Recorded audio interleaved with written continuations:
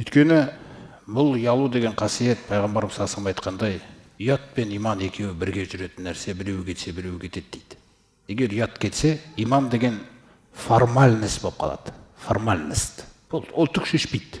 Сондықтан пайғамбарымыз саллаллаху алейхи вассалам инна ли кулли динин хулуқан. Расымен де кез келген діннің бір мінезі болады дейді. Ва инна хулуқал ислами әл-хая. Шынымен де исламның мінезі ол ұят дейді.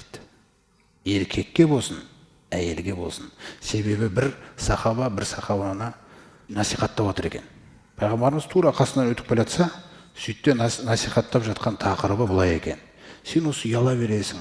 Ұяла бергеннен көп нәрседен қалып қоясың. Көрдіңіз ба? Осындай нәрсе бар ғой. Қыздардың арасында да бар. Ұяла берсең қайтып танысасың, қайтып күйеуге шығасың дегендей нәрселер.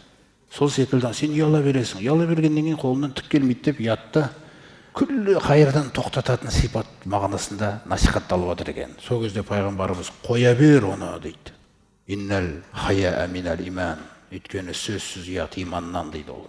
Ұят ешқашан адамды Алланың бергелі тұрған жақсылығынан ешқашан тоқтатпайды, соны шақырмаса керісінше. Керісінше қойылған стандарттар қоғамда. Көрдіңіз ба? Сондықтан ғұламалар айтады, ақылдың да, иманның да, білімнің да негізі, іргетасы не деп сұрасаң, ол ұят дейді. Егер ұят кетсе, аналардың барлығы теория, формальность, андай-мұндай бірдеңе болып қалады, болды. Пайдасы жоқ оның көп. Алламен байланыс үзіліп қалады.